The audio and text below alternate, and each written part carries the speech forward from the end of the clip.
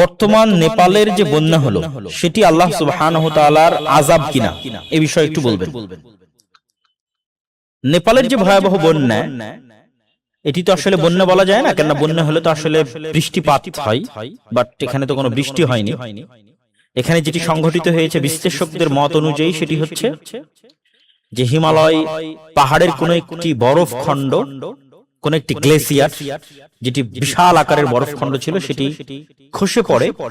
সেটি বিশ্বের যে উষ্ণায়ন, গরম, এটির কারণে হোক অথবা ভূমিকম্পের কারণে হোক, আল্লাহু আ'লাম, আল্লাহ সুবহানাহু ওয়া তাআলা ভালো জানেন।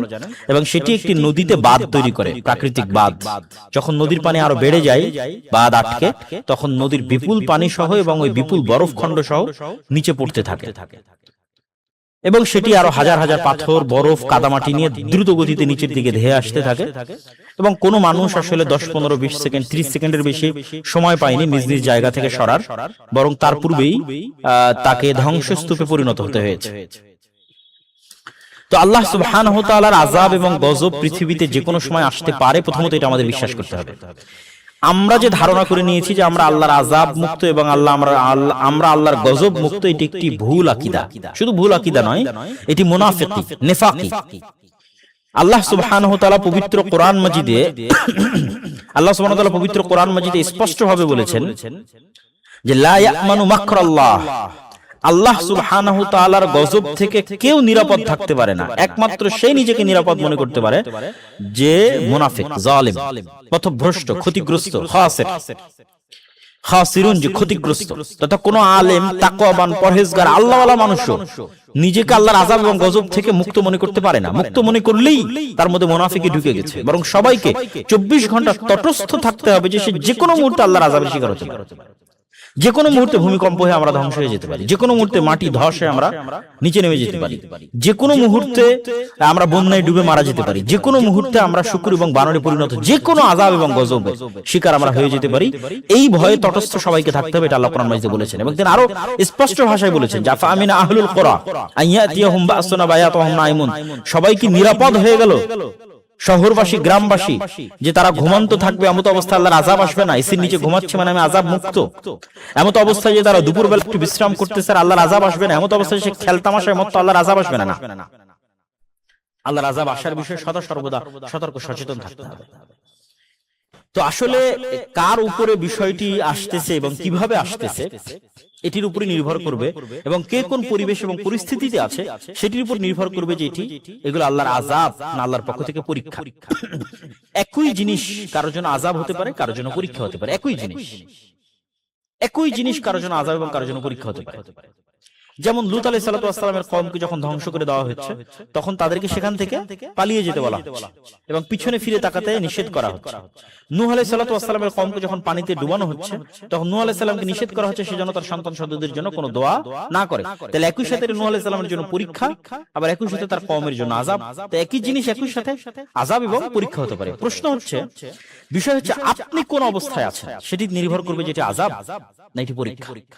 যদি আল্লাহ সুবহানাহু ওয়া তাআলা আপনাকে নেক কাজের মধ্যে রাখে, আল্লাহ সুবহানাহু ওয়া তাআলার আনুগত্যের মধ্যে রাখে, আর এমত অবস্থায় আপনি বিপদে পড়েন, দেখছেন আপনি 5 ওয়াক্ত সালাত আদায় করেন, আপনি দেখছেন আপনি সিয়াম রাখেন, মানুষের হক মারেন না, হারাম ইনকাম করেন না, কিন্তু তারপরও আপনার উপর বিপদ আপদ আসতেই আছে, তাহলে তখন আপনি চিন্তা করতে পারেন যে হ্যাঁ, আমি পরীক্ষার মধ্যে আছি। আর যদি দেখেন আপনি সালাতে নাই, আপনি হারাম ইনকামের মধ্যে আছেন, গান বাজনার মধ্যে আছেন, আর আপনি বিপদ আপদের শিকার হচ্ছেন, তাহলে সেটা আল্লাহর গজব। তো এটা নির্ভর করবে কে কোন অবস্থার উপর আছে, তার উপর ভিত্তি করে নির্ভর করবে আযাব না গজব। তবে সর্বোপরি এই ধরনের বড় ঘটনাগুলো আয়াতুম মিন আয়াতিল্লাহ, আল্লাহর নিদর্শনগুলোর একটি নিদর্শন যে আল্লাহ মানুষকে কত তুচ্ছ এবং কত দুর্বল করে সৃষ্টি করেছে।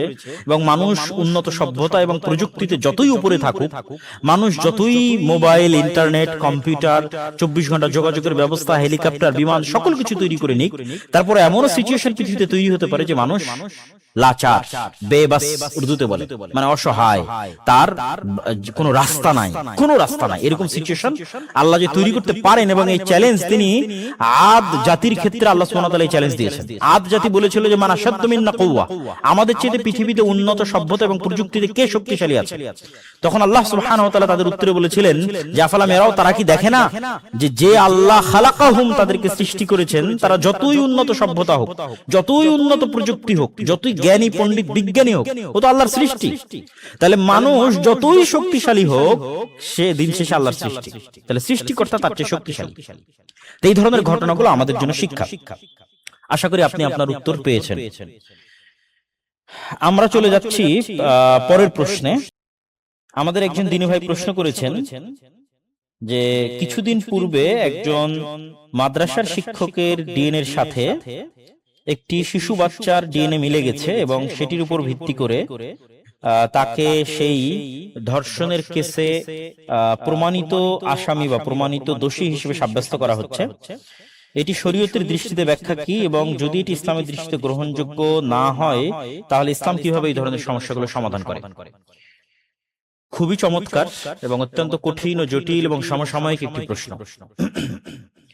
আমরা সকলেই জানি যে ইসলামে কিছু বিধিবিধান বা যেগুলোকে আমরা বলি ক্রিমিনাল ল, ফৌজদারি অপরাধ, সেগুলোর কিছু কিছু শাস্তি ইসলামে নির্ধারিত, যেটাকে ইসলামী শরিয়ার পরিভাষায় বলা হয় হাদ, যার বহুবচন হচ্ছে হুদুদ।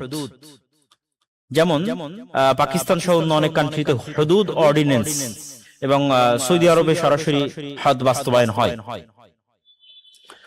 তো ইসলামের ক্রিমিনাল লর ক্ষেত্রে যে হাদগুলো আছে সেগুলোর ক্ষেত্রে জেনা যে শাস্তি, সেটির ক্ষেত্রেও একটি হাদ নির্ধারিত আছে। কিন্তু ইসলাম একটি বিষয়ে খুবই সচেতন, সেটি হচ্ছে মানুষের সম্মান।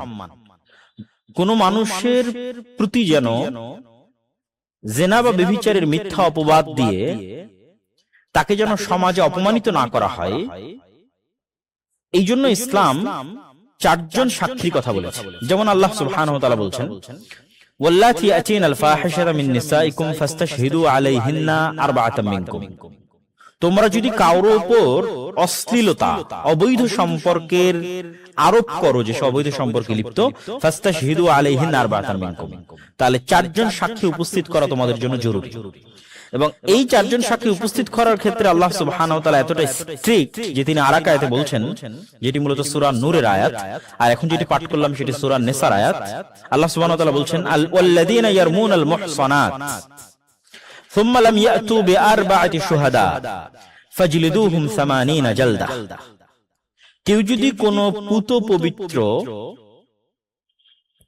যে তার লজ্জা স্থানের আমানতের হেফাজত করেছে, এরকম মুহসানাত, মুতাহহারাত, পুত পবিত্র নারীর উপর জেনা বা ব্যভিচারের মিথ্যা অপবাদ আরোপ করে, এবং আরোপ করার পর সে যদি চারজন সাক্ষী উপস্থিত না করতে পারে, তাহলে যে দাবি করলো যে সে জেনায় বা ব্যভিচারে লিপ্ত হয়েছে, যে দাবি করেছে তাকে তোমরা 80 বেত্রাঘাতে দিয়ে আঘাত করো।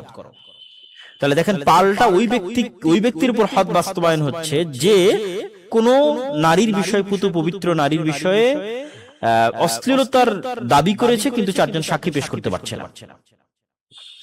তাহলে কি আজকের আধুনিক যুগের সিসি ক্যামেরা, আধুনিক যুগের ডিএনএ টেস্ট এবং আধুনিক যুগের যত রকমের প্রমাণাদির ব্যবস্থা আছে, সেগুলোর মাধ্যমে কি ধর্ষণের শাস্তি বাস্তবায়ন হবে না? উল্লেখ্য যে ধর্ষণ এবং জেনা বা ব্যভিচারের মধ্যে পার্থক্য আছে। জেনা ব্যভিচার যেখানে উভয় সম্মত থাকে, আর ধর্ষণ যেখানে দাবি করা হয় যে নারী এটিতে রাজি ছিল না, বরং পুরুষ জোরপূর্বক এই কাজ সম্পাদন করেছে। সেক্ষেত্রে নারীর উপর হদ বাস্তবায়ন হওয়ার কোনো প্রশ্নই আসে না, যখন এটি ধর্ষণ বলে বিবেচিত হবে।